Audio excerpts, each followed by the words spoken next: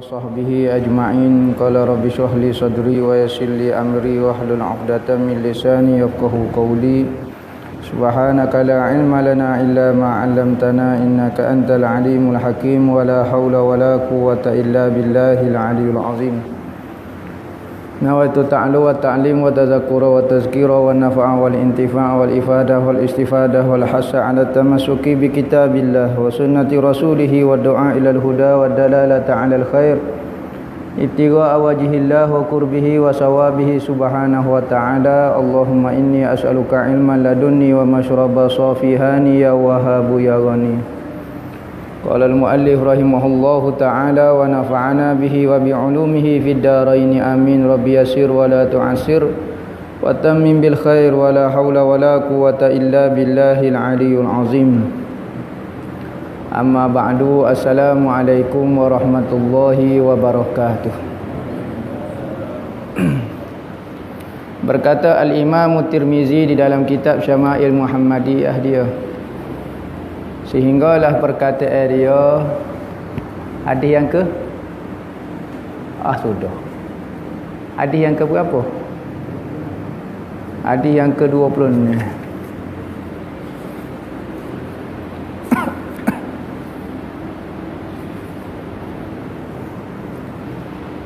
Al-Barra bin Azib berkata, kana Rasulullah sallallahu alaihi wasallam marbu'an ba'ida bu'aida ma baina mankibaini wa kanat jummatuhu tadribu syahmata uzunai.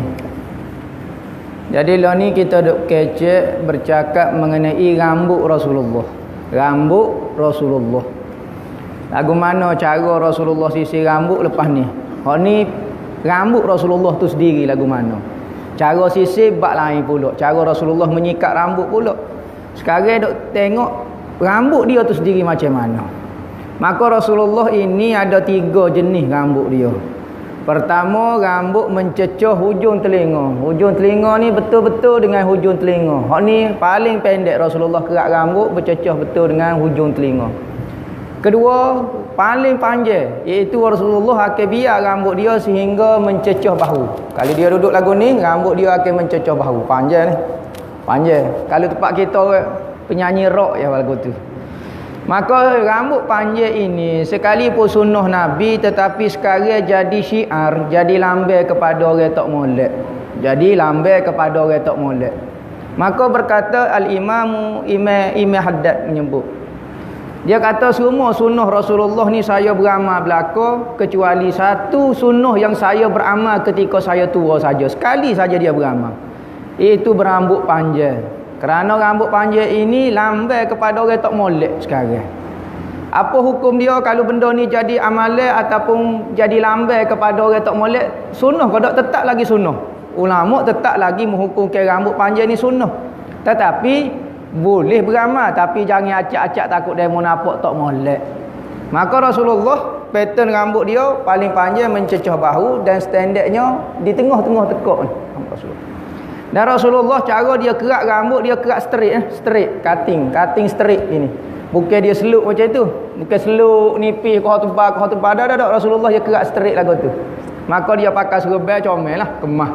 Tu cara Rasulullah rambut dia macam tu pattern dia. Katanya Barra bin Azib dia kata Rasulullah ini marbu'ah, tidak terlalu tinggi, tidak terlalu rendah. Maknanya orang Rasulullah ni tubuh sedar-sedar. Tubuh standard, tidak terlalu tinggi, tidak terlalu rendah, kerana tubuh yang paling molek adalah tubuh standard. Tinggi sangat tak comel, rendah sangat pun tak comel. Maka tubuh Rasulullah ni standard, tapi cenderung kepada sebelah tinggi sikit. Tetapi mukjizat Rasulullah apabila Rasulullah bersama dengan orang tinggi, bahu dia lebih tinggi daripada dia. Rasulullah kalau duduk dengan orang yang lebih tinggi daripada dia, kalau dia duduk dekat, maka bahu Rasulullah lebih tinggi daripada dia. Tetapi apabila dia berpisah, hak ni gigak ni, hak ni gigak ni, maka kita nampak lelaki saat ni lebih tinggi daripada Rasulullah. Itu mukjizat Rasulullah. Nah, katanya sahabat Rasulullah ini tubuh sedar, tak terlalu tinggi. Ba'ida ma baina mankibai, jauh di antara dua bahu, yakni dada Rasulullah ni bidang. Dada Rasulullah ni bidang, jauh di antara dua bahu. Berarti Rasulullah ni tubuh gagah, tubuh perkasa. Rasulullah ketika dia tua sedikit berisi. Rasulullah apabila dia tua, dia meninggal pada usia 63 tahun. Maka Rasulullah apabila usia tua, tubuh dia berisi sikit. Berisi lagu mana? Belipak 3. Perut dia ni belipak 3. Kali dia duduk lagu ni, nampak belipak 3. Dan Rasulullah ini perut dia tidak pucik. Dada dia tidak macam orang main gusti ni. Bukan orang main gusti tubuh jadi katil. Tak. Rasulullah tubuh straight sahaja. Kerana tubuh katil ni pelik jadi nampak. Kalau perut pucik pula tak comel. Maka Rasulullah tubuh standard straight sahaja. Nah.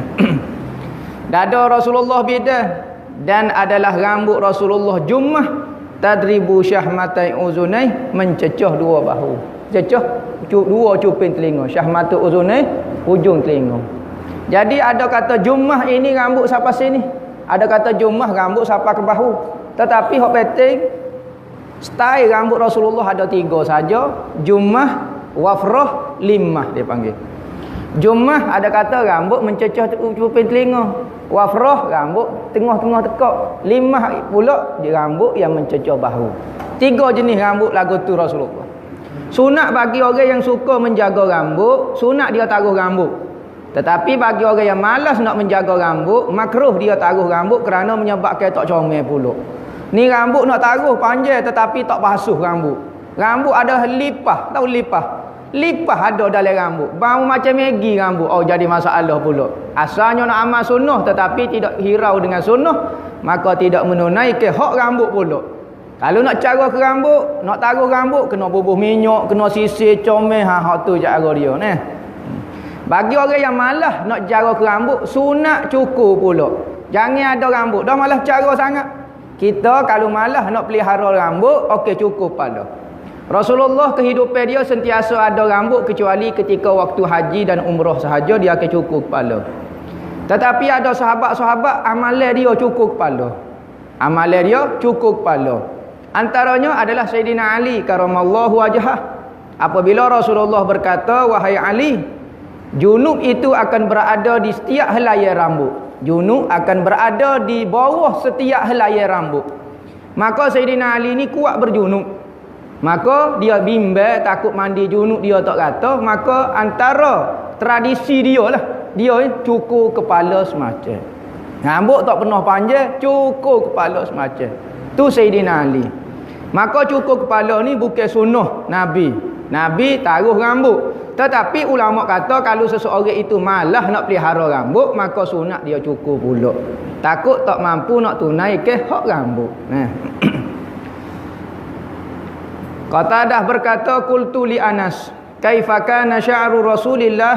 Qala lam yakun bil ja'di wala bisabti, kana yablughu sya'ruhu syahmata uzunai.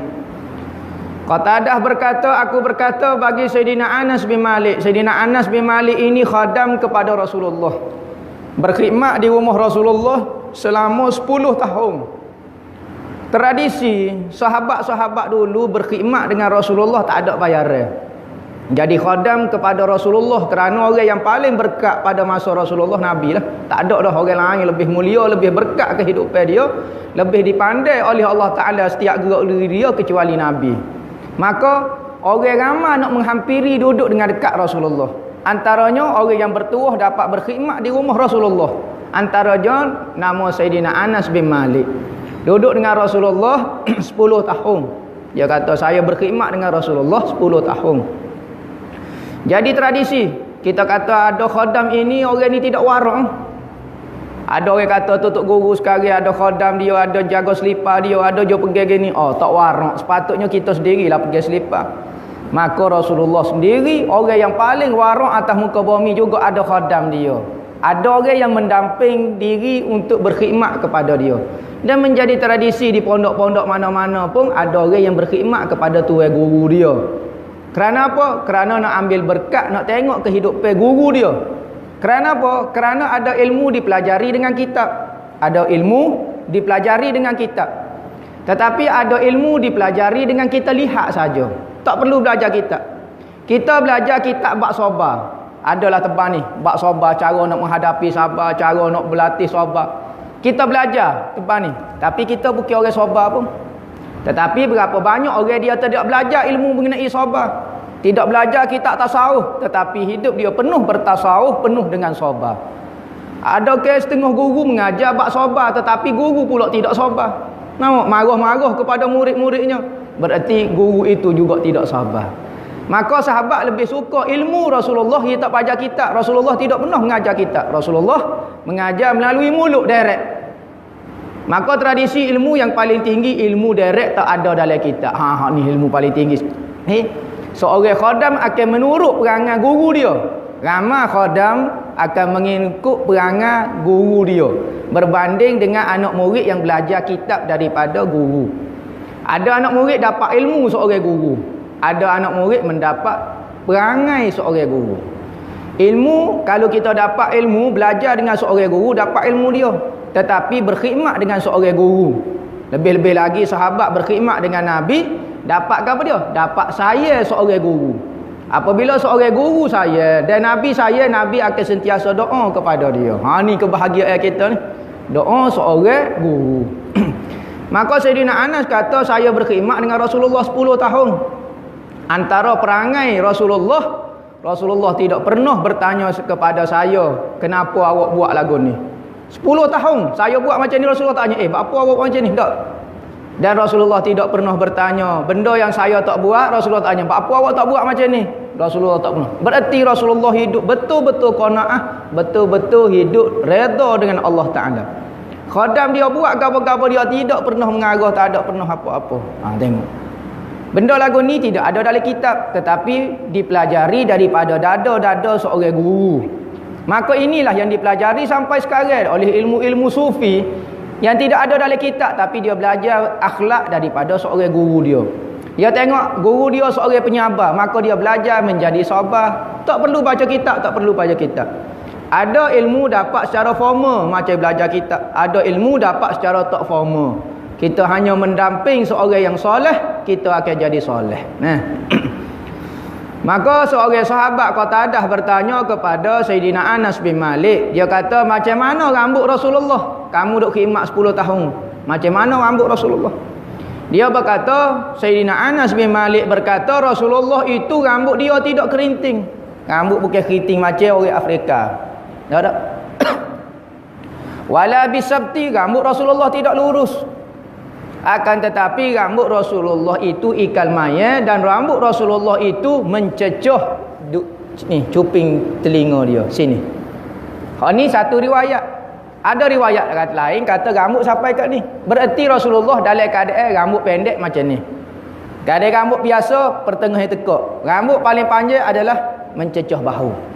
Rambut panjang ni bagi orang Arab satu kelebihan. Kelebihan macam mana? Rambut ini kalau kita pedai ni, kalau kita libah kena ditekuk, kalau rambut tebal tak akan putus. Biasa tengok FRU dah, FRU tu rambut mana? FRU bahagian rusuhan tu. Kalau topi dia alik belakang tu dia ada macam getah. Macam getah. Tujuan dia kalau orang main nak tikar dengan pisau tak tembus ni, tekuk dia. Sakit-sakit tapi tak tembus. Maka antara kelebihan rambut ini, kalau kita tebah macam ni tak putus. Kita kerak gini putus lah. Tapi kalau kita buat macam libah macam ni, tak akan putus. Maka orang Arab dia taruh rambut panjang. Antara keselamatan jugalah. Supaya tak cedera apabila dilibah dengan pedang. Janggut. Janggut jangan panjang. Kalau perai janggut, panjang sudah selalu. Belik kaki rebah beleping. Nama. Ataupun tengah naik kuda nyok gantung di orang, terbaliklah kita. Kita naik kuda rambut janggut lagu ni demo tarik memang bersembah lah kita. Maka janggut ini Rasulullah taruh sekadar sekepak ni. Sayyidina Abu Omar kata, saya apabila janggut panjang saya ke kepal tu. Yang lebih daripada ni saya ke kerak guting. Maka tidak terlalu panjang. Ummu Hani bin Abi Talib berkata, Ummu Hani ni ada pendapat kata dia ni kakak Sayyidina Ali binti Abu Talib. Abu Talib ni pak saudara Rasulullah, pak saudara kepada Rasulullah. Adik-beradik kepada ayah Rasulullah Abdullah. Abu Talib ini khilaf ulama, adakah dia mati dalam keadaan kufur ataupun mati dalam keadaan Islam. Ada setengah ulama berkata dia mati dalam keadaan kufur. Ada setengah ulama berkata dia mati dalam keadaan seorang Muslim. Tu khilaf ulama. Manakala ada pak saudara Rasulullah ni tu kafir. Abu Jahal, Abu Lahab, tu kafir dah. Tak ada khilaf ulama. Hak ni khilaf ulama. Adakah dia mati dalam keadaan Islam ataupun tidak Islam. Katanya Ummu Hani, ni sepupu Rasulullah lah, sepupu Rasulullah, kakak kepada Sayyidina Ali. Dia kata qadima Rasulullah Makkah qadmatan walahu arba'u ghadair.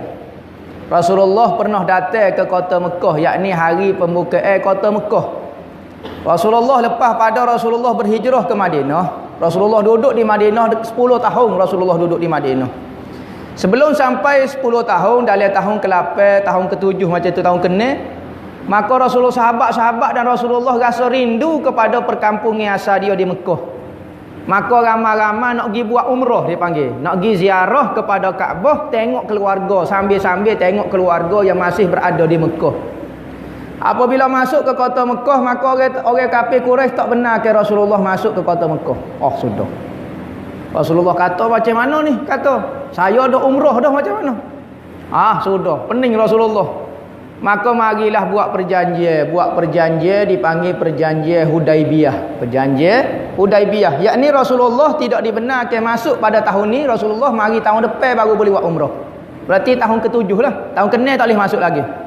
Maka buat perjanjian di satu tempat nama Hudaibiyah. Maka Rasulullah pun buat dam ihsar. Rasulullah gunting rambut, Rasulullah sembelih seekor unta dan gunting rambut. Maka hukum mengenai orang yang pergi ke Mekah yang dihalal daripada nak melakukan haji ataupun umrah, boleh dia pecah kain ihram dia. Pecah kain ihram dia dan boleh buat apa saja benda yang diharamkan dengan dua cara. Dia niat lagu mana? Okey, ambil seekor kambing sembelih dengan niat nak keluar daripada ihram. Kedua, gunting rambut. Lepas pada tu boleh pecah kain ihram, boleh kelik ke Malaysia. Hak tu perjanjian Hudaibiyah. Di dalam mazhab kita, tanah halal ataupun tempat kita boleh niat umrah paling afdal adalah Ja'ranah. Ja'ranah ini adalah tempat paling mulia sekali. Kalau kita nak buat umrah, kita ihram di situ bagi niat umrah kerana Rasulullah ihram di situ. Kedua, Tan'im dia panggil. Nama tempat paling dekat dengan kota Mekah dipanggil Tan'im. Tan'im ini tempat Sayyidina Aisyah niat umrah. Kerana Sayyidina Aisyah masuk umrah dengan Rasulullah, Sayyidina Aisyah mari kota, period lah. Mari darah. Apabila dekat nak habis Rasulullah nak kelik, tiba-tiba Sayyidina Aisyah kata, ya Rasulullah, hamba bersih dah. Sudah. Rasulullah kata, mugi dengan abangmu. Ada kata Abdul Rahman, ada kata Abdullah. Pergi ke Tan'im, niat di situ, masuk semula, buat umrah semula. Maka di Tan'im itu tempat Sayyidina Aisyah umrah. Pertama, Ja'ranah paling afdal kerana Rasulullah niat umrah di situ. Kedua, Tan'im kerana Sayyidina Aisyah. Ketiga, baru Hudaibiyah kerana Rasulullah dilarang daripada masuk kota Mekah dan Rasulullah membatalkan niat umrah dia di Ja'ranah. Katanya Ummu Hani, Rasulullah masuk apabila hari pembukaan kota Mekah. Hak tu perjanjian. Lepas pada tahun ke-8 lebih kurang, Rasulullah masuk ke kota Mekah dalam keadaan nak buka kota Mekah. Berarti orang Islam sudah menguasai kota Mekah. Rasulullah masuk, sedangkan rambut Rasulullah itu diingkat jadi pak. Jadi buat toceh lah, toceh. Pak kita jangan nak buat orang nampak jadi gangster pula. Nama toceh ni panggil toncang lah. Nama ni jaling rambut kita jaling. Okey, Rasulullah dia jaling, dia buat sini dua sini, alif belakang dua. Pak toceh. Sini dua belakang. Jadi orang Arab ni suka jaling rambut juga. Orang Arab lelaki ni jaling rambut. Tujuan gapo dia? Supaya mudah dia nak sikat, nak gapo dia kemah. Jadi jaling rambut. Bukan sesek barbarian saja. Bukan sesek makan orang saja jaling rambut. Rasulullah juga pernah jaling rambut. Pas kita nak jaling rambut lah ni. Kalau Tok Imam jaling rambut lagu mana kita tengok lah ni. Nampak? Ada pak jaling Tok Imam. Terkejut rasa makmum-makmum tengok air. Mana Tok Imam ni, mana Jadi jalin rambut juga sekalipun Nabi pernah buat, maka ulama-ulama ambil hukum nak beramal sekali boleh untuk dapat sunnah. Tetapi jangan buat selalu kerana dia jadi lambai kepada orang tidak molek sekarang. Tetap sunnah, tetap sunnah. Begitu juga pakai serban. Serban warna hitam ini hukum dia sunnah kerana Rasulullah ketika hari pembukaan kota Mekah, Rasulullah pakai serban berwarna hitam. Maka serban berwarna hitam sekarang menjadi lambai kepada Syiah. Syiah ke suka pakai serban warna hitam. Maka boleh ke tidak kita pakai serban warna hitam? Tetap ulama kata hukum dia sunat kita pakai serban berwarna hitam kerana Rasulullah pakai. Cuma jangan selalu, kerana lah pakai serban berwarna hitam ini menjadi lambai kepada golongan Syiah. Namun dia mau kata kita Syiah pula pakai serban warna hitam. Anas bin Malik berkata, anna sya'ra Rasulillah sallallahu alaihi wasallam kana ila ansafi uzunai. Katanya Sayyidina Anas bin Malik berkata, ia rambut Rasulullah itu mencecah kepada pertengahan telinga. Pertengahan telinga. Ada riwayat kata hujung telinga, ada riwayat kata pertengahan telinga. Maka lagu mana? Okey, rambut Rasulullah paling pendek ni. Ni, pertengahan telinga riwayat kata. Paling hujung ada kata sini. Jadi 4 pattern. Tinggi sangat pun pertengahan telinga. Tak ada Rasulullah cukup botok pakai tak ada. Rasulullah paling panjang, paling pendek rambut dia tengah telinga, bawah telinga, pertengahan tekak dan mencecah bahu. Ibnu Abbas berkata, Abdullah Ibnu Abbas. Sayyidina Abbas ini adik-beradik kepada ayah Rasulullah. Sayyidina Abbas pak saudara kepada Rasulullah. Berarti Abdullah Ibnu Abbas ini sepupu Rasulullah. Sekalipun sepupu, jarak umur terlalu jauh Abdullah Ibnu Abbas ni. Rasulullah sempat tahnik Sayyidina Abdullah Ibnu Abbas. Apabila pak saudara dia Sayyidina Abbas dapat anak, maka wagi kepada Rasulullah pada hari yang pertama. Sunat kita tahnik ataupun belah mulut pada hari yang pertama. Jangan buat hari yang ketujuh. Hari yang ketujuh sunat kita gunting rambut, sembelih seekor kambing dan beri nama. 3 ni kita buat pada hari yang ketujuh. Belah mulut panggil sini belah mulut juga kau tak tahulah. Nah, belah mulut, upacara belah mulut ni. Ambil buah tamar kau gapo dia, air kau gapo dia, itu pada hari yang pertama sunat. Sunat pada hari yang pertama, pergi cari orang-orang alim, orang yang mulut sentiasa berzikir, orang yang mulut sentiasa duk sebut benda kebaikan. Mulut dia apabila banyak buat taat jadi berkat. Anggota manusia ini apabila selalu buat taat, dia akan turun berkat pada anggota itu. Maka mulut tu jadi berkat. Kalau mulut je ni koksir, kecek karuk-karuk, jangan beri ke dia. Anak kita pun jadi karuk juga. Jadi cari orang-orang alim, tutup lebah yang sentiasa duk berzikir, duk sebut nama Allah Taala, maka tempat itu sentiasa turun rahmat Allah Taala. Baca Quran, baca zikir, sebut nama Allah, sebut nama Nabi Muhammad, maka mulut tu jadi berkat. Maka kita pergi bawa anak kita kepada seseorang yang berkat dengan amalan kau gapo dia, suruh dia kunyah satu benda, makanan kau gapo dia. Rasulullah tahnik anak sepupu dia ni, Abdullah Ibnu Abbas, dengan air liur dia saja. Sayyidina Abbas tak bawa buah tamar, tak bawa. Cuma Rasulullah ambil air liur dia, lebih mulia lagi lah daripada buah tamar. Ambil air liur dia, masuk kepada mulut Abdullah Ibnu Abbas. Jadi kita sunat kita ambil buah tamar dengan air Zamzam. Air tamar, Zamzam, pergi cari alim ulama, suruh dia kunyah, ambil sekali dengan air liur dia. Kalau orang dulu, kalau di Kelantan masyhur dengan Tok Kenali, masyhur dengan seorang ulama yang masyhur dekat 100 tahun dah dia meninggal, nama Tok Kenali. Semua hampir tok guru di Kelantan keluar daripada pondok Tok Kenali. Sekalipun dah halim pun pergi mengaji juga dengan Tok Kenali kerana dia berkat.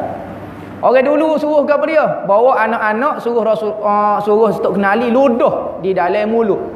Ambil berkat. Rasulullah dulu ambil air liur dia tahnik kepada Abdullah Ibnu Abbas, dan Rasulullah doa, Allahumma faqihhu fid din wa 'allimhu ta'wil. Sunat kita, dia bahagian belah mulut kita baca doa tu Allahumma faqihu fid din wa 'allimhu ta'wil. Ya Allah, faqih ke dia, pekoh jadi orang alim faham dalam hukum agama Allah. 'Allimhu ta'wil, beri dia ilmu ta'wil. Jadi Rasulullah doa kepada Abdullah ibnu Abbas pandai ilmu ta'wil. Nah, ta'wil dia dalam Al-Quran. Ada orang kata ta'wil Al-Quran ni tidak boleh. Kita ahli sunnah wal jamaah kena berpegang dengan zahir ayat Al-Quran, tak boleh. Dalil dia Rasulullah berdoa kepada Abdullah ibnu Abbas supaya pandai ilmu ta'wil. Ta'wil Al-Quran. Kalau ayat Al-Quran ini tak sesuai makna zahir dia bercanggah dengan ayat Quran lain, maka ayat Quran ni mesti ditakwil supaya menseragaikan ayat Quran sama berlaku. Nah. Maka Rasulullah tahnik anak saudara. Sepupu dia. Pada hari yang ketujuh, sunat kita beri nama sembelih kalau lelaki 2 ekor kambing, kalau perempuan 1 ekor kambing dan cukur kepala. Hari ketujuh 3 benda kita buat. Hari pertama 1 benda, belah mulut. Hari yang ketujuh kita buat 3 perkara.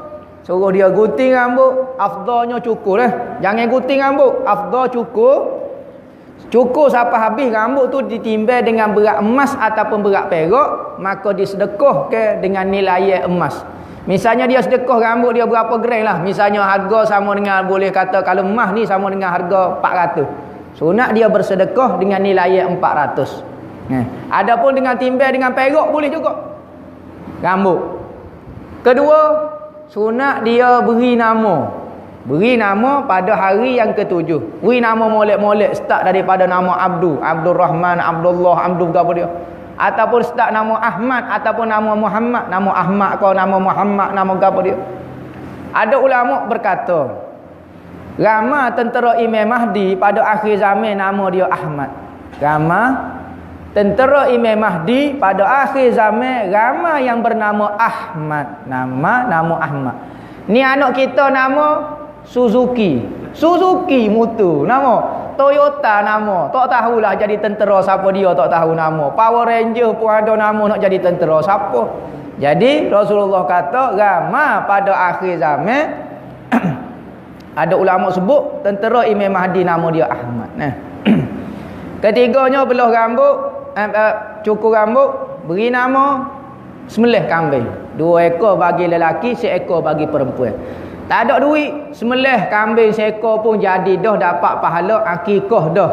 Sekalipun tidak dapat pahala sempurna 2 ekor kambing bagi lelaki, tetapi kalau sembelih 1 ekor kambing dah cukup dapat pahala akikah dah. Ada masa, ada duit, bila-bila masa sambung pulak 1 ekor lagi. Tak ada duit nak mengekor. Okey. Misalnya tak ada sangat dah. Okey, ambil ayam 1 ekor sembelih lah. Niat akikah. Sekalipun tidak sah menurut jumhur ulama sembelih kambing sembelih ayam ni tak sah buat akikah, tapi ada pendapat Abdullah ibnu Abbas juga pendapat bagi orang miskin bolehlah untuk pelepahkan. Nakut lepas pada hari yang ketujuh tak ada duit lagi. Okey, ambil ayam kapung mana-mana sembelih. Jangan ayam kapung saing kita. Curi ayam kapung orang pula. Jangan pula pergi belilah ayamnya. Nampak sembelih. Okey, ambil pahala akikah.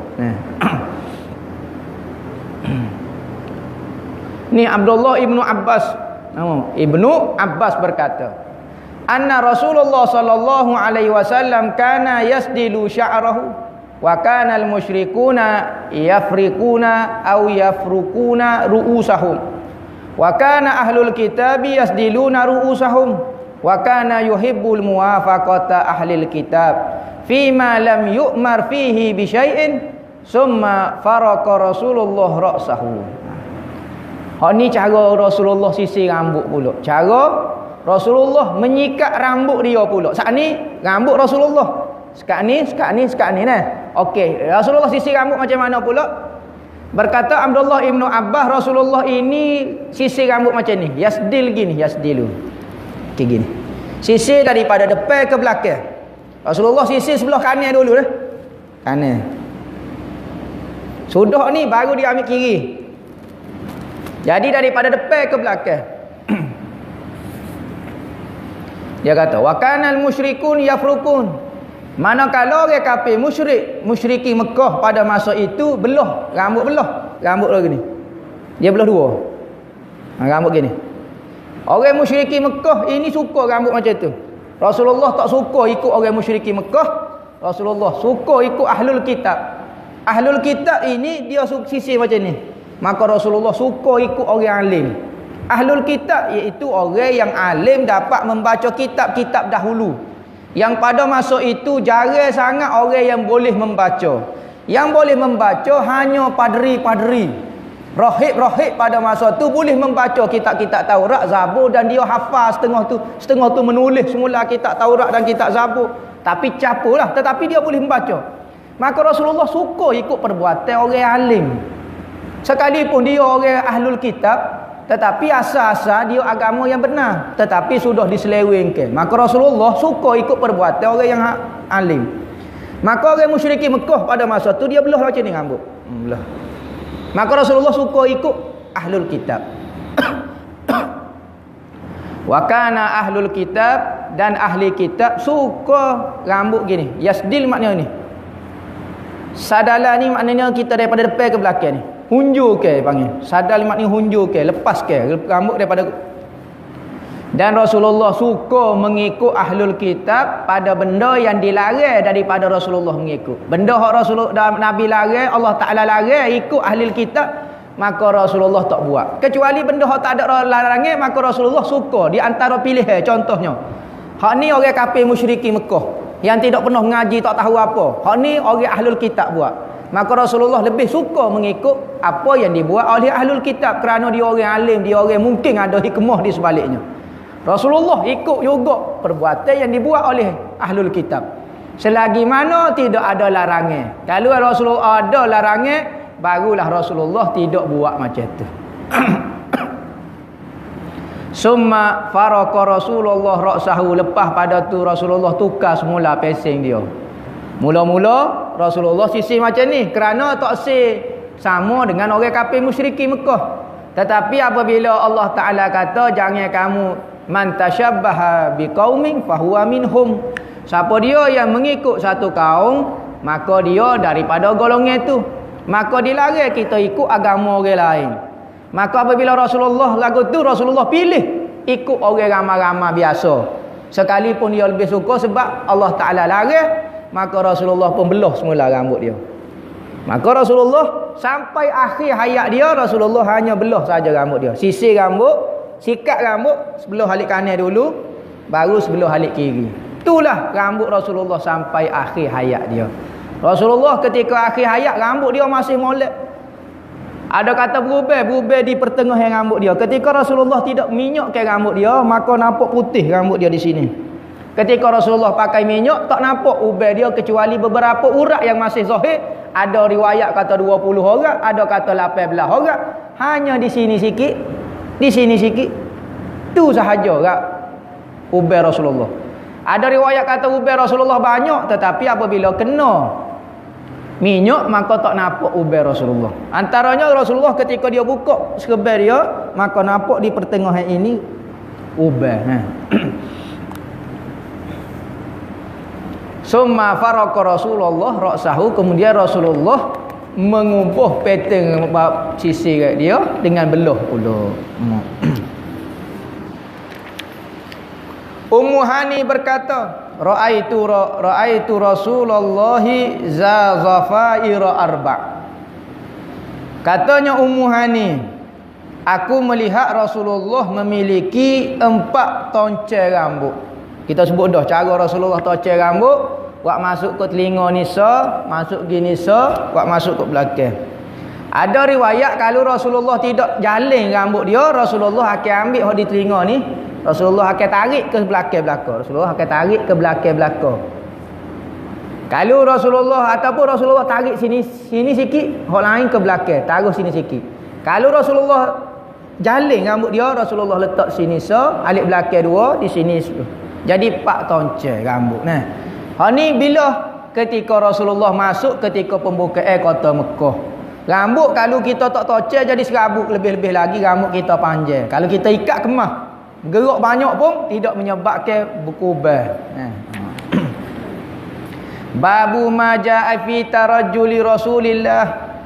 Ni bab khas pada menyatakan cara Rasulullah menyikat rambut, merapikan rambut. Lagu mana? Ni hadis kau. Saat ni hadis, saat ni bercampur dah. Imam Tirmizi ini tabiat dia mengarang kitab hadis dia akan campur semua hadis yang berkait dengan bab tu. Sekalipun banyak poin hak ni tajuk ni ada pula tadi. Asal saja berkait dengan itu maka dia akan masuk tu tabiat Imam Tirmizi dalam mengarang. Manakala Imam Bukhari pula kalau dia mengarang dia akan pilih hadis paling sahih di sisi dia. Kerana apa? Kerana hadis ni, kitab hadis Bukhari ini dikarang khas untuk para mujtahid ambil hukum. Apabila nak ambil hukum, mesti kena hadis yang sahih. Ada orang kata Imam Bukhari tak suka kepada hadis dhaif. Imam Bukhari tak masuk sebutir pun, sebiji pun hadis dhaif di dalam kitab sahih dia. Kita kena faham. Hadis sahih Bukhari dikarang untuk orang rajak bab hukum hakam. Apabila hukum hakam, mestilah benda itu hak sahih. Tetapi ada kitab Imam Bukhari, contohnya Adabul Mufrad. Imam Bukhari sebut hadis dhaif, hadis hasan pun ada. Jadi Imam Bukhari tidak menolak hadis dhaif. Ada orang kata Imam Bukhari tolak hadis dhaif. Imam Bukhari ambil hadis sahih saja. Bukan sebiji saja kitab Imam Bukhari. Imam Bukhari banyak, Jami' Bukhari, macam-macam kitab Imam Bukhari. Tapi yang masyhur sahih dia lah, sahih Bukhari. Kerana hadis dikumpul khas untuk orang ambil hukum hakam kerana hadis paling sahih sekali. Itu Imam Bukhari. Imam Bukhari ini murid kepada Imam Ahmad. Murid kepada Imam Ahmad Ibnul Hanbal. Imam Ahmad Ibnul Hanbal murid kepada Imam Syafi'i, tu guru imam kita. Imam Syafi'i pula anak murid kepada Imam Malik dan Imam Abu Hanifah. Ni Imam Abu Hanifah dia ada murid seorang.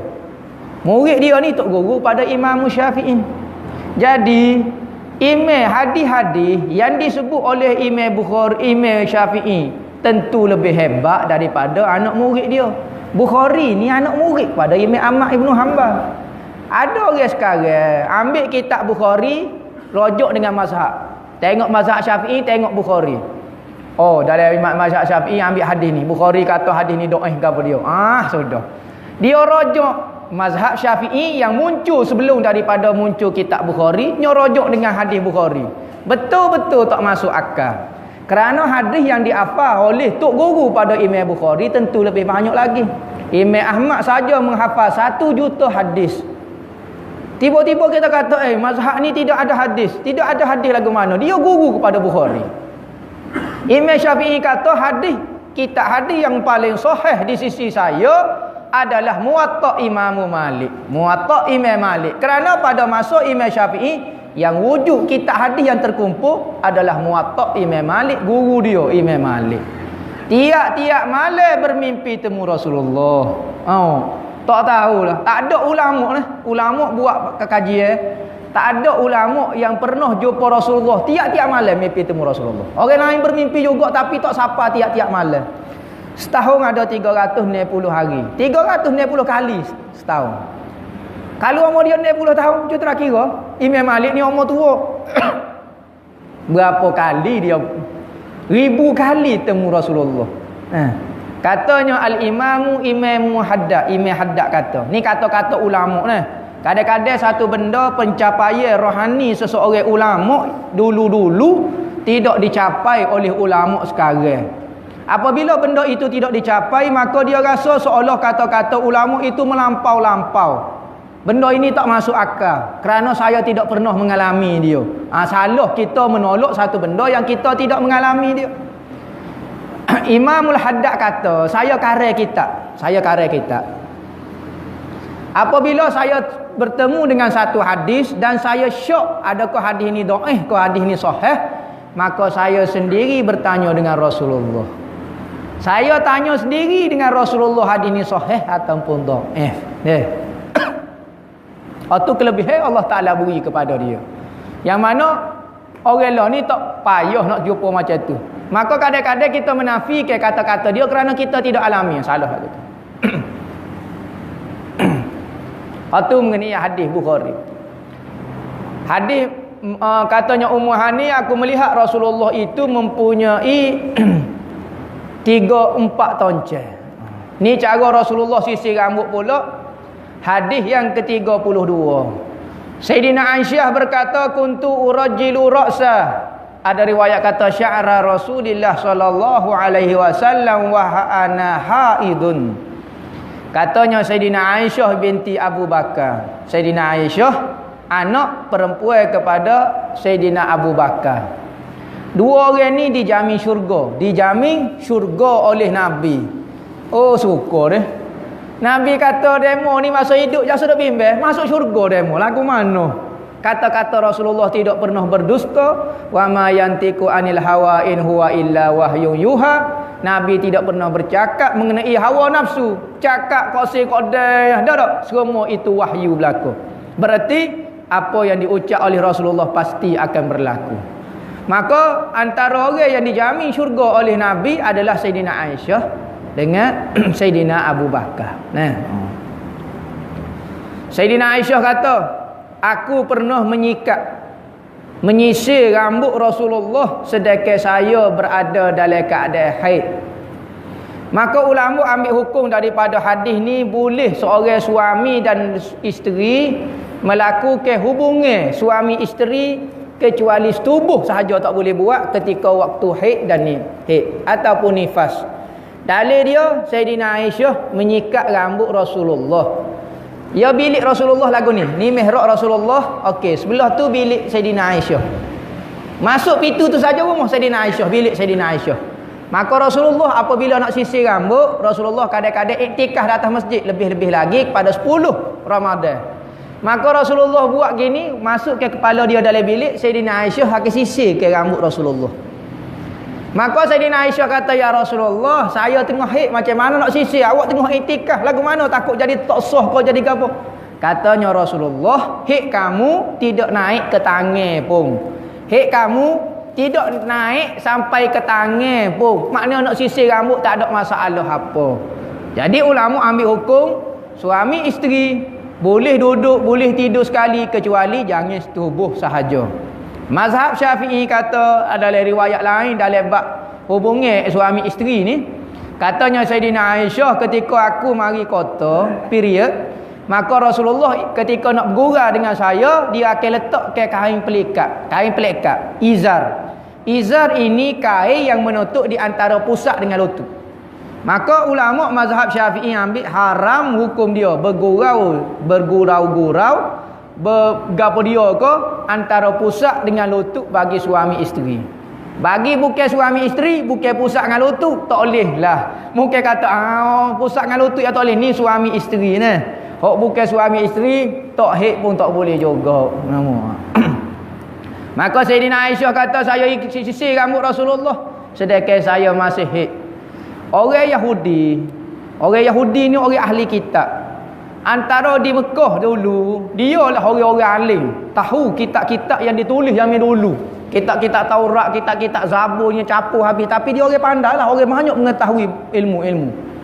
Maka antara tradisi orang Yahudi, apabila perempuan dia, isteri dia ke anak dia ke gap dia mari kota, dia akan hamba keluar daripada rumah. Hamba jangan makan sekali, jangan tidur sekali, jangan duduk sekali, duduk luar rumah, dia duduk dalam rumah saja. Apabila mari Islam nak mengajar kata orang perempuan apabila mari kota jangan hina sampai peringkat macam tu. Gaul macam biasa, tak ada masalah. Dia kota tu tempat kota dia lah. Maka buat apa saja kecuali jangan setubuh sahaja. Jadi Islam ni memuliakan perempuan. Nah, pada zaman jahiliah apabila boleh anak perempuan dia akan bunuh hidup-hidup. Kerana apabila boleh anak perempuan memalukan. Kenapa malu? Kerana perempuan ni payah nak jaga. Apabila dia dewasa, sudah. Dia akan jadi rosak dan memalukan air muka keluarga. Maka lebih baik kita bunuh, tidak ada erti makna apa. Lebih-lebih lagi perempuan, anak perempuan ni kita pegang untuk orang lain. Kita pelihara anak perempuan kita untuk orang lain. Kata-kata yang masyhur, kita menjaga anak perempuan untuk orang lain. Kita jaga sampai besar, kita kepada lelaki lain, maka dia pula duduk dengan. Maka isteri kita wajib taat kepada suami dia. Ni kita sebagai ibu bapa paksa pula anak kita kelik rumah laga apa dia. Jangan dia wajib taat kepada suami dia. Jangan taat iswa surga dengan akal dia berada di bawah suami dia. Isu dah. Seminit ni. 3 minit ni. Jadi apabila lagu tu perlelaki ni zaman Islam perempuan dimuliakan Nabi, boleh anak perempuan sembelih seekor kambing, tanda bersyukur dapat anak perempuan. Dan Rasulullah dapat 4 orang anak perempuan. Anak pertama perempuan, anak kedua, anak ketiga baru anak lelaki. Ramai anak perempuan. Rasulullah kata siapa dia yang anak perempuan, dapat anak perempuan seorang, 2 orang, 3 orang, dan dia gembira dan dia jaga molek perempuan dia, maka akan dapat syurga daripada Allah Ta'ala. Banyak Rasulullah puji. Sebab itulah ulama-ulama dulu suka kalau anak sulung dia perempuan. Suka kalau anak perempuan itu sulung. Anak sulung kita tu, anak pertama tu perempuan, kerana berkat. Sebab Nabi doa khas bagi orang yang dapat anak perempuan sulung. Jadi hak sulung dapat perempuan, hak nombor 2 jatuh tak apalah. Hak pertama tu kalau dapat perempuan, orang Arab suka. Tapi sampai sekarang ibu-ibu masih tak suka kepada anak perempuan. Sekalipun dia perempuan. Ni tanah Arab tak tahu. Azal. Okey, beri.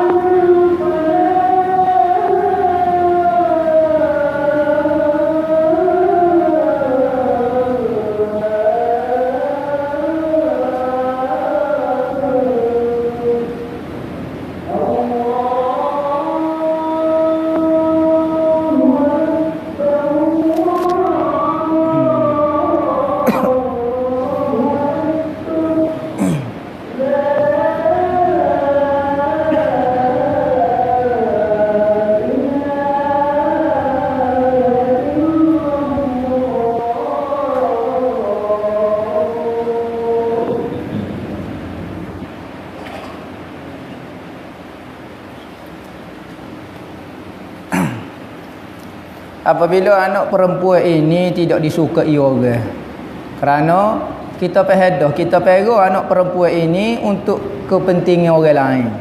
Anak apabila dewasa, apabila kita nikah ke dengan suami dia, maka wajib dia kena taat suami dia tinggal kita. Haram bagi kita mengganggu keluarga anak perempuan kita. Kita paksa anak perempuan kita suruh mari taat kepada kita. Bagus taat. Tetapi kalau suami dia tak benar, jangan. Awak hari raya ni kena mari raya rumah ayah. Haram kita suruh. Menyebabkan anak perempuan kita lawan kata suami dia, abang ayah suruh pergi. Tok laki dia nak pergi ni. Wajib kena ikut suami. Kalau bercanggah dengan taat ibu bapa. Ada setengah tu. Maka apabila lagu tu ramai orang tak suka kepada anak perempuan. Saya terbiah jaga anak perempuan, tiba-tiba dia taat kepada orang lain. Lebih-lebih lagi ibu. Saya bercara dia, saya melahirkan dia, tiba-tiba dia ikut perempuan. Dia ikut lelaki ni. Maka apabila lagu tu Rasulullah naik ke tarah seorang perempuan, Rasulullah buat akikah. Kalau dapat anak perempuan, tanda bersyukur, sembelih seekor kambing. Kalau siapa dia anak perempuan lebih 3 orang dan jaga terbiah, dia akan dapat syurga Allah Ta'ala. Dan siapa dia anak sulung dia anak perempuan, Allah Ta'ala Muhammad doa berkat bagi dia. Tu Nabi Muhammad naik ke tarah kehidupan perempuan. Wallahu a'lam. Ada soalan?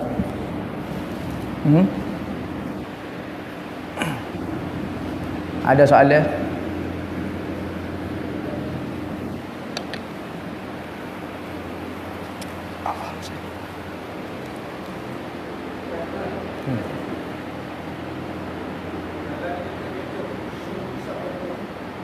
Isu isap rokok.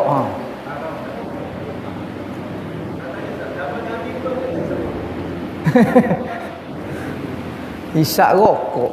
Zaman Nabi ada kodok orang isap rokok. Kita tak ada maklumat tu mengenai isap rokok. Ada kodok zaman Nabi. Biasa rokok ni wujud zaman ni lah. Arak dulu dia tak isap rokok.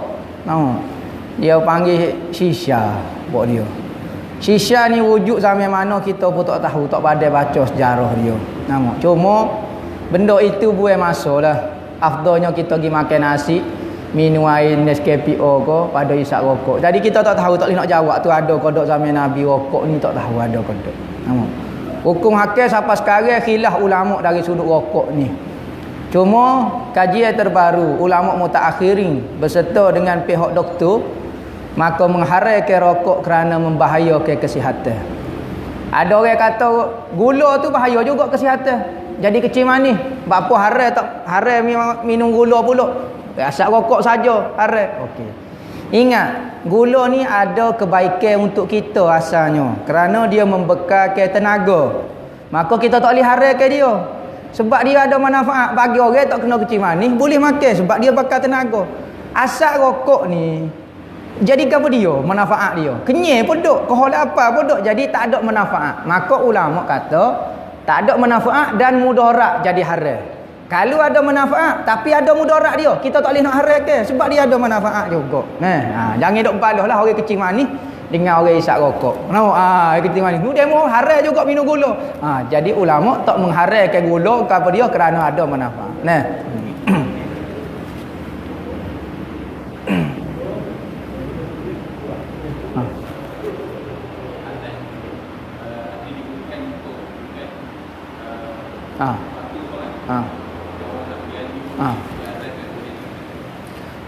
Azan ini sunat ketika sembahyang fardu 5 waktu sahaja. Zuhur, asar, maghrib, isya, subuh ni saja.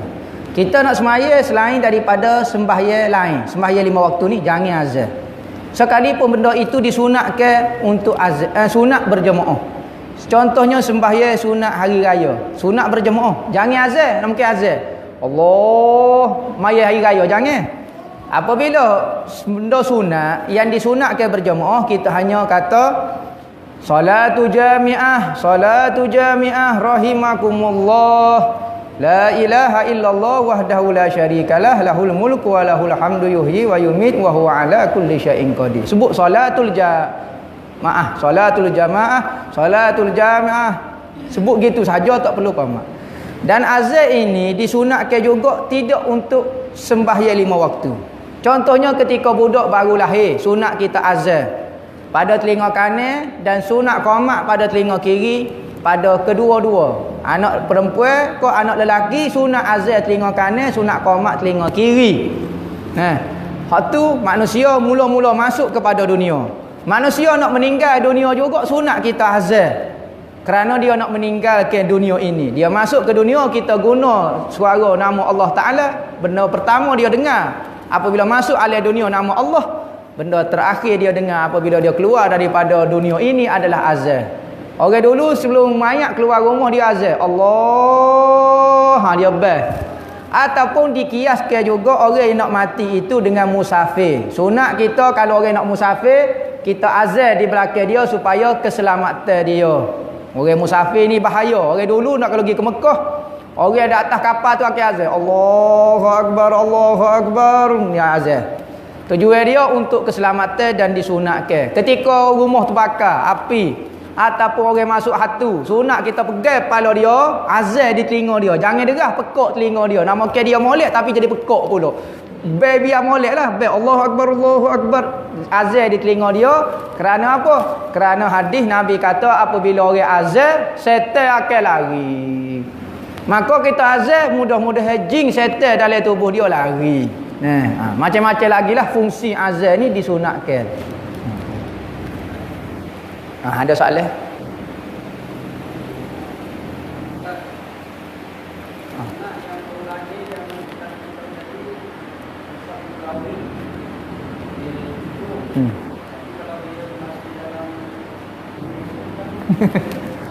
Oh, masalah dia duduk hospital, kita nak kata lagu mana nama?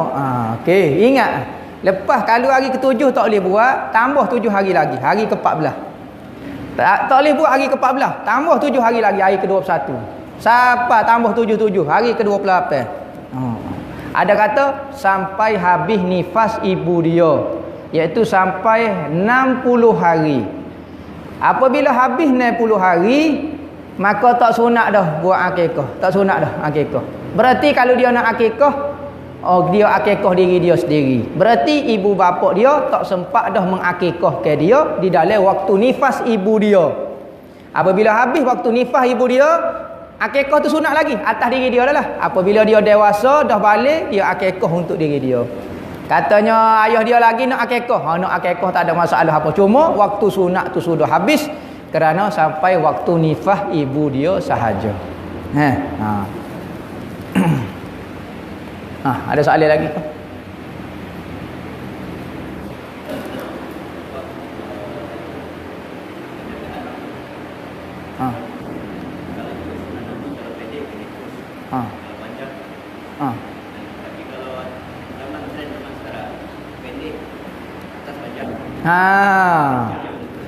Ini dipanggil qazak.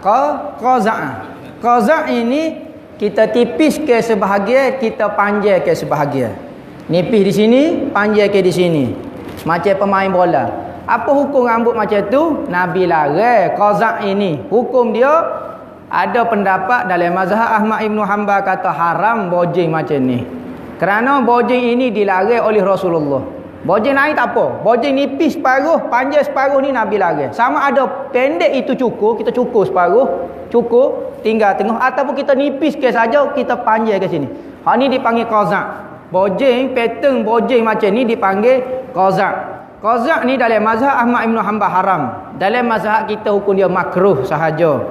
Sekalipun lagu tu tidak moleklah bojeng macam tu, kerana bojeng macam ni adalah bojeng Fir'aun ketika mati di dalam sungai ni. Mati dalam Laut Merah ketika mengejar Fir'aun kejar Nabi Musa. Bojeng dia tahu macam mana? Ya nipis macam ni tinggal tengah. Tu bojeng Fir'aun dipanggil.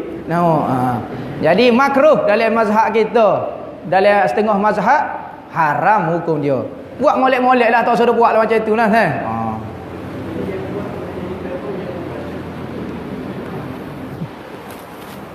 Ada soalan lagi ke?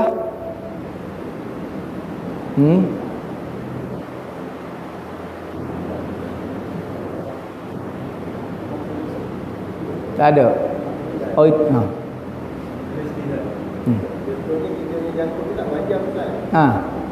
Yang sekarang ni ada bombing, loyo kan. Kita sapu lagi panjang boleh.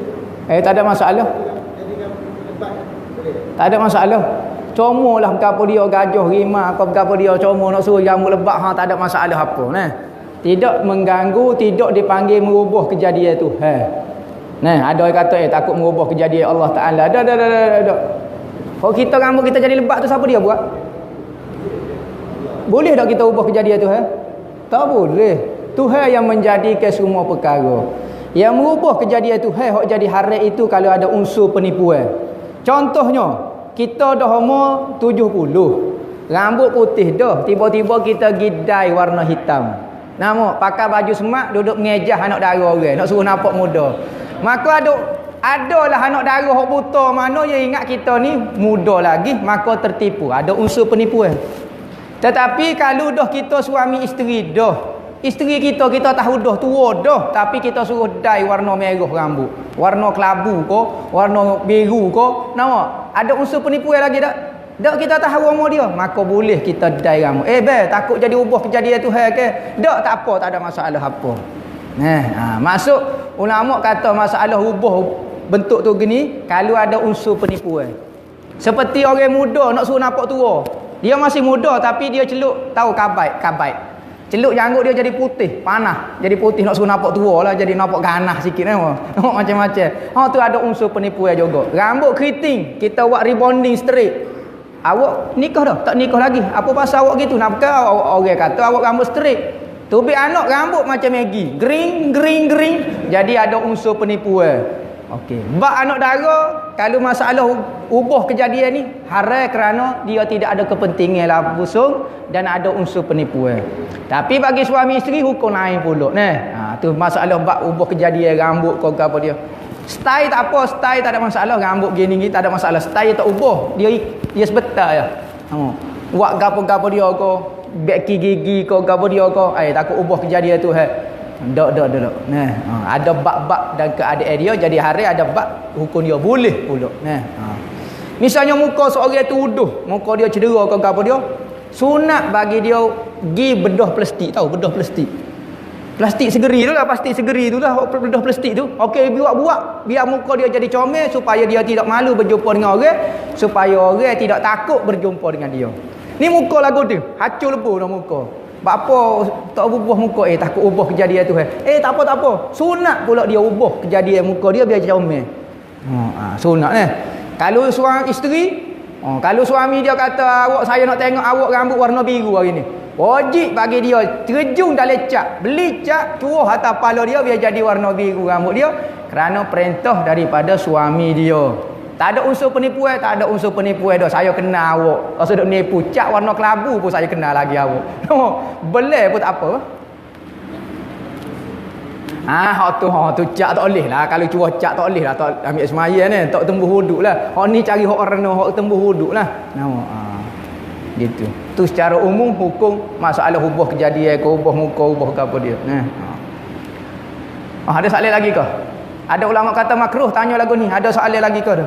Kerana katanya macam ni menunjukkan kita ni tidak tawaduk, menunjukkan kita ni boleh jawab semua soalan. Ada ulama kata makruh berkata lagu tu. Tapi kita tanya soalan lagu tu takut pok ni malu nak nanya. Kata ustaz ni tanya macam boleh jawab belaka, tanya ada soalan lagi. Ada ulama kata makruh kecek lagu ni. Ada soalan lagi? Apa? Kita bisa sangat nak jawab semua soalan. Ada ulama kata makruh. Ada ulama kata kita tunggu saja soalan. Tapi kalau tunggu memang tak tobik soalan. Kena tanya ni. Jadi tujuan tanya tu bukan kata nak tunjuk hebat. Kita pun tak tahu juga, tak pandai juga.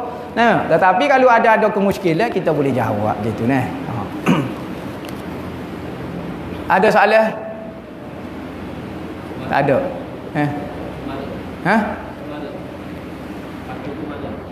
Pakai apa? Cemara hakim kau rambut palsu. Pakai rambut palsu. Okey. Masalah hukum apa rambut palsu ni tengok. Kita sebut dah. Kalau bagi perempuan tengok, kalau dia bersuami ataupun tidak bersuami. Bagi anak dara, semua bentuk perubahan tubuh dia haram. Kerana apa? Akan berlaku unsur penipuan. Orang akan tak tipu. Dan macam benda lah. Jadi tak ada kepentingan dia nak ubah tubuh dia. Bukan ada lelaki pun ke apa dia.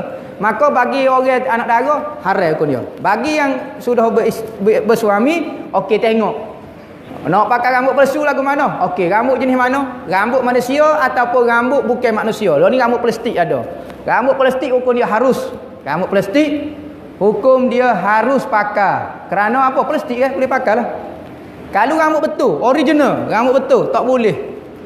Kerana apa? Masuk dalam kategori lebih-lebih lagi rambut yang diambil tua tu dah mati, mayat dah. Oh, masuk dalam kategori menyakiti anggota mayat ataupun menghina anggota mayat. Sekalipun rambut ori tak boleh pakai. Rambut ori lah macam mana? Rambut plastik kau ikutlah, ia buat daripada silikon, ikutlah macam-macam buat pada gapo dia, rambut tu boleh pakai hukum dia. Bagi lelaki pula, macam mana nak pakai rambut plastik? Misalnya rambut botok sini, malu kat orang, nak kata kau no orang kata. Bagi suami isteri boleh, tak ada unsur penipuan. Tapi kalau orang suami luar kau tak ada gapo sebab, tak ada nikah kau dia, tak ada kepentingan, jangan buat. Kecuali rambut dia itu memalukan. Misalnya kepala dia botok dan tak comel. Jadi orang tengok orang pun tak suka, jadi tak selesa duduk dengan dia. Dia pun jadi malu duduk dengan orang. Maka sunat dia ubah ke kepala dia sikit, letaklah rambut plastik sikit tu, nak suruh jadi nampak comel. Nampak. Jadi orang tengok orang pun tak suka, jadi tak selesa duduk dengan dia. Apa dia soalan ni? Apa hukum pemimpin sabotah data untuk kepentingan politik peribadi? Masalah pergi cari air orang, kena orang ni hukum dia haram. Tak syarat pemimpin, orang bawah, suami isteri. Suami pergi kena mesej bini dia. Nampak? Ataupun siapa-siapa dia saja mengkhianati orang muslim, itu haram hukum dia. Dia jahat cara dia lah. Jangan kita ikut jadi jahat juga supaya dia terjun dalam neraka, kita nak ikut juga. Jangan. Benda yang baik, niat kita nak suruh berubah dia, tapi jangan guna benda yang salah. Dah dia salah, dah curi data dia, buat apa-apa dia, ikutlah apa dia, ambil aib dia ke.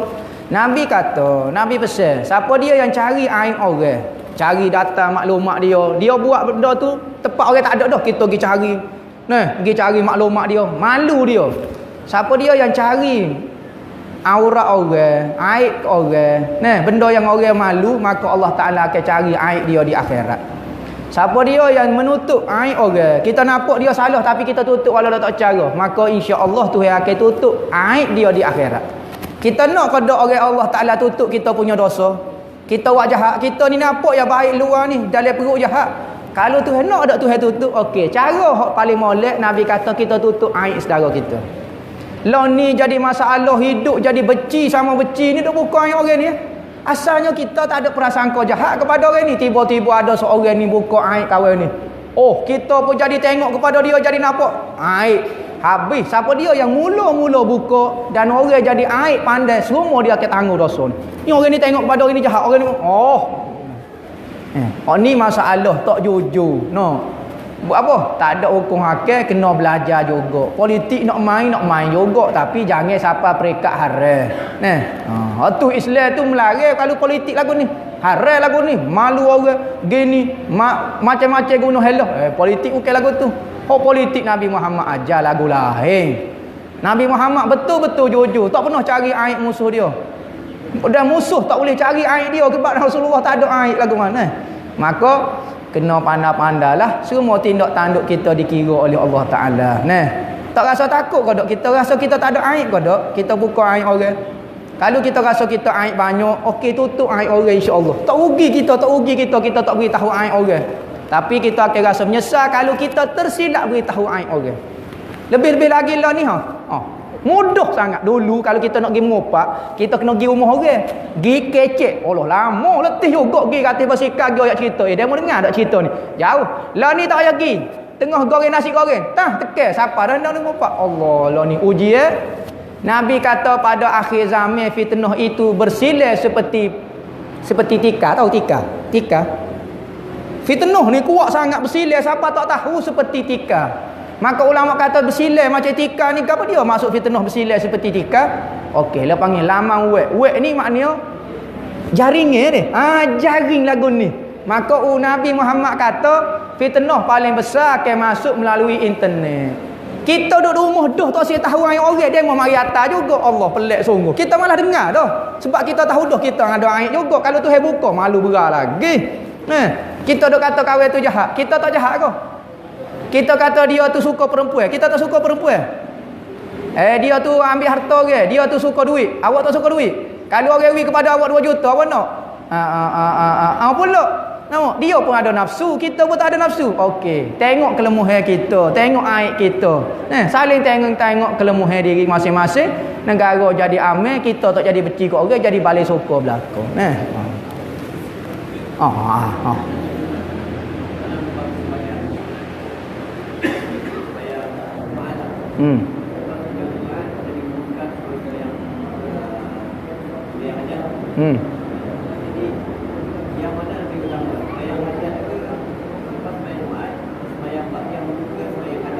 Okey.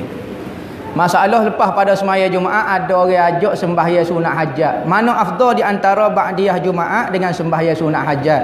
Sembahyang ba'diyah Jumaat lebih afdal daripada sembahyang hajat. Jadi sembahyang ba'diyah dulu. Kalau nak pilih, nak buat kalau nak buat sekaligus pun boleh. Nak buat sekaligus pun boleh. Macam mana niat je, sahaja aku sembahyang sunat ba'diyah Jumaat dan hajat 2 rakaat kerana Allah Ta'ala. Sebut ba'diyah Jumaat dulu, barulah sembahyang hajat. Boleh buat sekali serentak.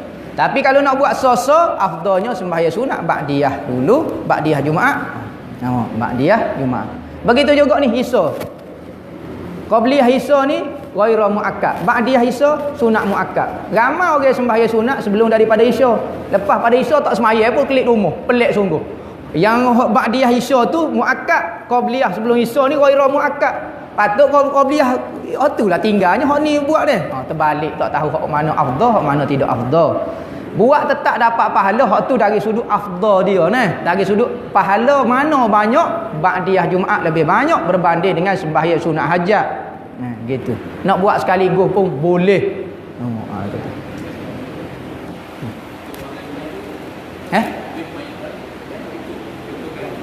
Tak boleh kata? Duit maya, duit kripto tu. Duit kripto tu, duit Bitcoin tu. Bitcoin lah ni. Apa hukum PT? PT panggil. Ulama tua dulu, sekarang khilaf. Orang duduk geger berbicara mengenai duit maya. Duit tak ada, cuma dalam akaun, kira-kira tulis saja ni. Ia paling Bitcoin lah, PT kripto ke berapa dia ni. Lah ni, angka saja nombor. Kita belilah satu bit dia, satu coin dia tu misalnya 4,000 harga. Maka kita boleh pergi beli kedai tu bayar dengan gitulah, tak ada duit. Ulama kata apa hukum duit macam ni? Boleh guna ke tak? Okey. Ulama tua dulu tidak menerima, bukan kata duit ni, duit kertas pun ulama tak terima dulu. Dulu duit hanya emas dan perak. Kenapa duit itu emas dan perak? Kerana Tuhan buat emas dan perak ni menjadi berharga dan menjadi nilai kepada barangnya. Tuhan buat lagu tu. Semua gilah di Afrika, di apa dia, orang akan melihat emas dan perak ni benda bernilai dan boleh buat harga kepada satu benda. Okey, nak tukar kereta tak apa, mau emas perak sebab benda tu bernilai. Apabila mari zaman cok duit kertas ni, duit fiat bang, duit fiat ni, kertas duit Malaysia ke duit gapo, ulama dulu tolak. Ni bukan ada nilai kertas, cuma kita beri nilai. Ya beza beri nilai dengan benda bernilai. Duit kertas dulu kita beri nilai. Okey dah, ni Agos 50 riyal, jadi 50 riyal. Pitih tu kalau terbakar jadi 50 ringgit lagi dah. Tak ada nilai. Tapi emas kalau terbakar tetap harga emas. Emas ni kalau kita ada skelo, orang tak boleh ganggu kita punya duit. Tapi pitih kalau ada 100, orang boleh ganggu. Orang boleh buat ni pitih 100 kita nilai hanya RM1. Boleh. Sebab dia diberi nilai, bukan nilai. Maka ulama dulu tolak duit. Duit kertas ini sekalipun wa'in rajat. Dalam Tofah kata sekalipun dia popular, orang guna gitu belakang. Beli pun pakai duit kertas. Apabila ulama kata kita berani menerima duit kertas sebagai mata wang, nilai pitih, maka masalah apa dia? Nombor lah ni kita buat harga. Misalnya saya nak rekod ni pula buat pitih lah ni. Botol air sebagai duit. Mula-mula saya dengan persatuan saya, misalnya saya ada keluarga, adik-beradik saya beli dengan botol air ya. Nak beli kereta, okey wiyah kereta air 30 putih. Mahal kan? Bagi keluarga saya botol air tu bernilai sebab saya buat duit ni. Duit ni buat botol air pula. Lama-lama saing saya, lama-lama jadi soho. Kripto lagu tu lah ni. Dia tulis nombor je. Tak ada pitih pun, dia panggil pitih maya. Pitih duduk dalam nombor saja. Pitih dalam nombor ni macam kita simpan di bank. Simpan dalam bank, bank akan beri nombor ya kita, pitih tak ada. Okey, pitih ada 100,000. Dalil dia, kalau semua orang hok simpan duit dalam bank tu nak ambil je tak beri. Nak ambil lagu mana dia buat nego, dia wi pinjai wi gapo dia pitih dia tak ada. Dia hanya wi angka kepada kita. Patut angka boleh pakai pula tu. Maka ada ulama kata kalau kita berani terima pitih kertas, saat ni hok tak ada nilai boleh jadi nilai. Lah ni kita buat angka nak kata kan. Maka ada setengah ulama tolak pitih ni jadi hilang lah nilai kau gapo dia. Jadi khilaf ulama. Moleknya mah dan perak. Hok paling molek sekali. Sebab itulah lah ni kalau mah dan perak orang tak boleh nak ganggu ekonomi kita. Orang tak boleh nak ganggu. Orang-orang kafir paling benci kalau kita guna mah perak. Kalau kita ada 100 mah perak, orang lain tak boleh ganggu, kita tetap 100 mah perak. Tapi kalau ada duit kertas, dia mau boleh ganggu sehingga tak ada nilai duit kita. Mana hukum orang yang pakai kontak lens? Pakai kontak lens. Mungkin tak ada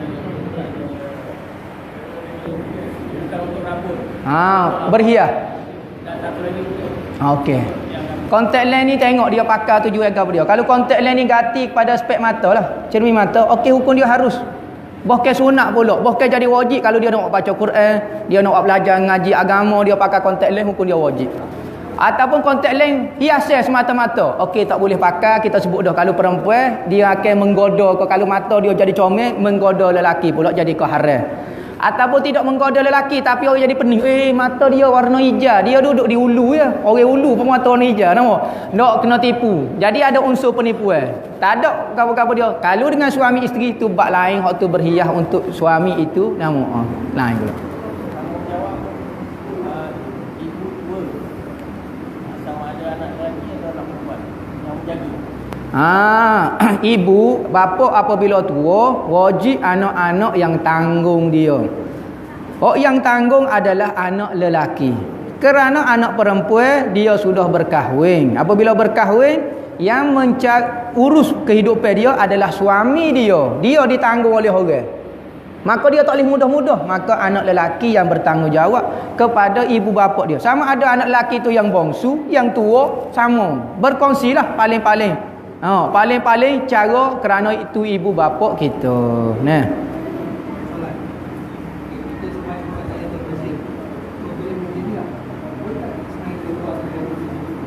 Ada dah soalan ni dulu rasa kita sebut dah. Masjid ni kita wakaf jadi masjid tak bira tu. Dia kaedah dia. Ni koridor masjid. Kalau kita tak sebut lafaz apa-apa, automatik jadi masjid. Koridor masjid jadi masjid. Nabi kata setiap pintu kawasan yang bersambung dengan pintu besar masjid ni macam ni, maka dia hukum dia masjid. Kecuali kita kata hok jawab buat masjid ni, koridor saya tak wakafkan jadi masjid, maka tak jadi masjid. Jangan tanya saya, tanya orang je buat masjid ni. Dia wakaf lah macam mana nama. Jadi masjid ni bergantung kepada pewakaf. Cuma koridor ni dia akan ikut masjid, dia akan ikut dewan utama solat ni, dia akan ikut koridor. Kecuali orang tu kata kecuali koridor, okey tak apalah, tak jadi masjid. Sebab tu jangan hubung tandas dengan koridor. Tandas capu, buat capu dengan tandas. Kerana takut-takut masuk hukum masjid pas ke dalam tandas. Maka ulama dulu pisah ke sikit di antara masjid dengan tandas. Kalau bumbung pun kita buat macam ni. Biar ada sikit dia ada nama, bukan bumbung lah. Maknanya ada dulu cukup. Takut-takut hukum masuk hukum masjid ke dalam tandas. Ada soalan? Wallahu a'lam. Bismillahirrahmanirrahim. Allahumma khtim lana bi husnil khatimah wa la takhtim alaina ya Allah bi su'il khatimah. Rabbana atina fid dunya hasanah wa fil akhirati hasanah wa qina azabannar. Wa sallallahu alaihi wasallam. Alhamdulillah.